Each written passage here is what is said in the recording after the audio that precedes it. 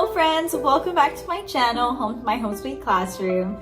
I am so glad you are here. Thank you for visiting and joining me in my 4th grade classroom.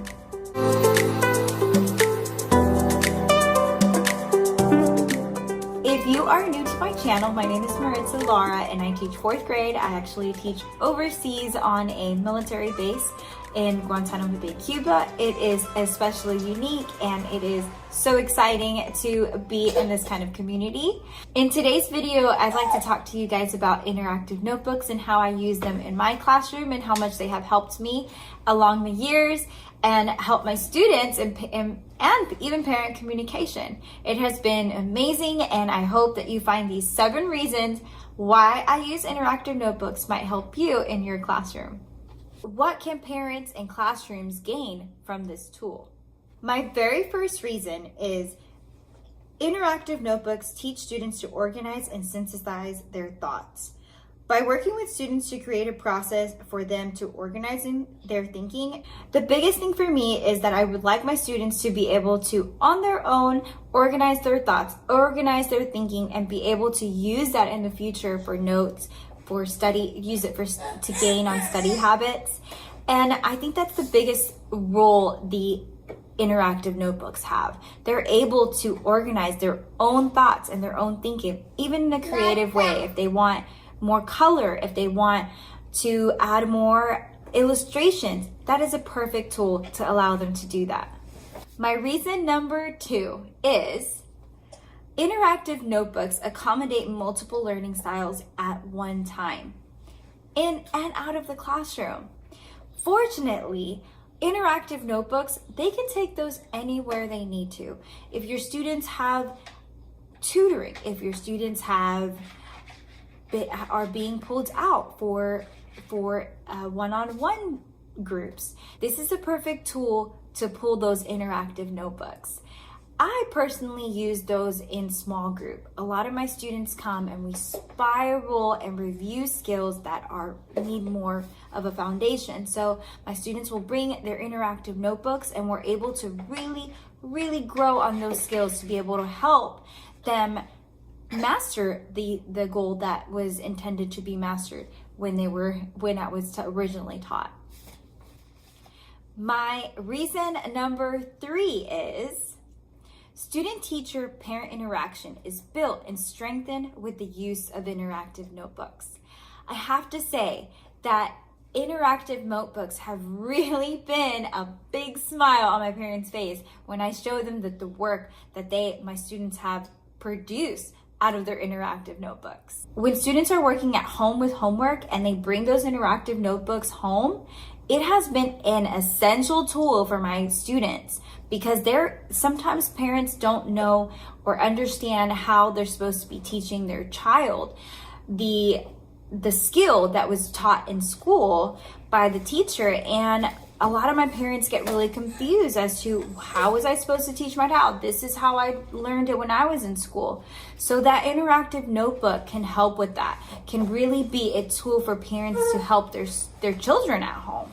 It's really a resource for parents to use at home while they're trying to help their children understand concepts that maybe need some more reinforcement at home. My reason number 4 is students are building a portfolio that allows for teachers to track growth over time. Now, this is a great tool for teachers in the classroom. If you have been to meetings where you really want to bring student work, this is one of those things that you really want to bring with you. Not just the students that have a magnificent handprint or that are more creative and colorful, but also for those students who maybe need some more work or some more attention. And you want to have a variety of those. So having interactive notebooks helps with reflecting on what students are learning in their output pages and seeing what needs to be done in the input pages as a teacher and professional so that professionals can grow as well in the education as to what students need in the classroom. These reflections are a great way to show student growth in parent-teacher conferences. I love to bring out my interactive notebooks in a parent conference. It's a great talking point, discussion point for parents with you. It's a really great way to show student growth, what they're doing in the classroom, what they're producing. My reason number 5. Interactive notebooks have students create a resource to use as they continue to extend their learning. Interactive notebooks work as a textbook. Essentially, that is those are their notes. Those are the things that they need to remember, and because they wrote it, they are going to remember it. It's going to be meaningful and it's going to really stick. Therefore, it's going to be beneficial to the student. It's going to be beneficial for their practice and also reflecting on material, but they're also going to be able to use that information as they work on future activities that we have in the classroom, that they might do outside of the classroom. All of those things will be able to use because they have their interactive notebook. I actually use interactive notebooks for a tool for review. My students, I give them a review sheet, but they're allowed to use their notebook to take home to be able to review for a test, or even sometimes I have open book tests, but they're not allowed to use the textbook or any other resource other than their notebooks. It should be able, and that is the baby. They should be able to use their notebooks. My reason number 6. Students take ownership of their learning through color and creativity. I personally love color. I love creativity. I welcome that in my classroom. I think it shows through my walls and through my work. Creativity is something I encourage in my classroom, and I like my students to be able to also show their colors. So I always tell my students, your notes must look like mine, but your creativity, you can be as creative as you like. You can add more color, you can add more illustrations, you can add less illustrations if you would like something a little bit more simple. Totally fine. I tell my students that all the time, but you should have the notes. Your notes should reflect something in the input pages such as mine. When students know and are allowed to use color in their notebooks, you just see that smile on their faces. It makes their notes come alive, and it sticks with them. It's meaningful. It's something that they created, they produce, and honestly, it just makes them happy. I think I've seen a difference in my students when I have my notes and when they have their notes. They always ask me, can I use a highlighter? Can I use your colors? Can I use your special pens? And I always tell them yes, but I want my students to be able to take notes where something's really going to stick with them and they're going to remember for future lectures, for future notes. It's something that's going to stick with them.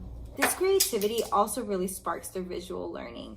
I personally am a visual learner, so I can relate to this, but visual learning is a big thing. And when they're expected really to remember so much information and apply this information for future tests, reviews, and apply it in the content at a later date. So creativity, I think, in my opinion, is just a really... Reason number 7, my very last reason. Interactive notebooks reduce clutter in the classroom as well as students' lives. By having students take all their notes and then also practice and reflect in one location makes their lives and everybody else that much simpler. I think the biggest thing is having too much paper going everywhere. There's multiple places turning things, and it just makes things a lot more complicated. By having them being turned in one spot, everything's in the journal. I can pull their journals to grade and assess them and see what their reflections are. It just makes it a lot easier, and they know where to find it. It just makes it a lot easier for everyone. It also eliminates excess papers being lost and misplaced, no names, no dates. A lot of that is eliminated when you have interactive notebooks. I do have my students name and title and date every single page in their journal. When we start a new topic, they know that they have to date it at the top and put the title. If we have some interactive notebook pages, they know they has to be glued in well, or stapled or taped in well, so that it doesn't fall out and information's not missing. I do teach my students this at the beginning of the year, that their journals have to be organized and well set up in order for it to be effective. This is an example of my reading response journal. I have purchased this at Teachers Pay Teachers. This is a great template. It's very organized. I really enjoyed how well it communicates to students all the information they need for reader's response and all the skills they should be doing. I have here making connections, asking questions, making predictions, writing a summary, making inferences, and visualizing. All of these tabs I taught my students at the beginning of the year, before we started into our curriculum and what we're expected for fourth grade to know. But each tab goes into depth what they will be doing for this skill. So like making connections, it talks about what is making connections, what kind of connections they can make, text to text, text to self, text to media, text to world, and then some great sentence frames for them to use. This is a really great tool. I constantly refer back to this to help them with sentence frames instead of me writing them on the board all the time. They have that resource in their journal. Then on their empty pages, I have them always write the title of what text they use with the date, and then they may use the space provided to make that connection and have their reader's response in their journal. This is a fabulous tool. I really enjoyed it. My students have enjoyed it as well. I use it in different areas, and I use it in different times in my classroom. I use it for self-selected reading. I use it during their station where they do some time for their self-selected reading. I also use it for my read aloud. I have them respond in their journals, and it's all in here. I do also use it to assess them and to see and reflect as to what areas, what skills they need to work on. Sometimes I assign them a skill. Others, I just have them pick one. If you are interested in this, it is in the link below. For my math journal, I have here for my math journal, I use also some tabs. I have 3 tabs for 3 units, and I go from unit 1, 2, and 3. This is our part of our curriculum. We have 3 units, and in each unit there are several chapters. We've already finished unit 1. We are in unit 2, going into unit 3. And each unit I have also, for each unit, I also have a table of contents. My students have it very organized, where they have their information as to what content was learned, and the date and page number. Then they are easily able to go into their journal and find that content. This is what I use for place value, number words, and some word problems. This is some more notes that we had, and this is all per unit. Rounding numbers, expanded form, comparing, and all of this is organized in different tabs at different times. No, that's not what I want to say. All of this is organized in the tabs. My students are able to use this at home, take it with them, and in the cover I have some creative doodles, is what I call it, and my students they could color it and design it the way they like to. But as you can see, my notes are colorful. They have different colors on them, and they're just really able to use how they'd like to organize it, and being able to use their notes for later. Some other interactive notebooks I use is in stations to spiral those practices. We've already done multiplication, so I include it in a station so that they can practice. This was the multiplication, some compatible numbers with division. All of these are just practice, so they put this in their journal so that later they can look at their work and remember what that process was. Some other journals I have are for science and social studies, and I do have tabs as well. I actually cut or split the journal in half to save composition.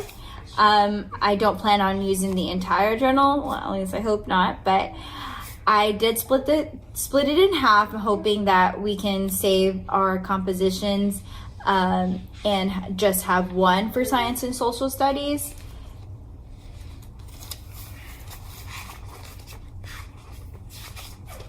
This is what our science looks like.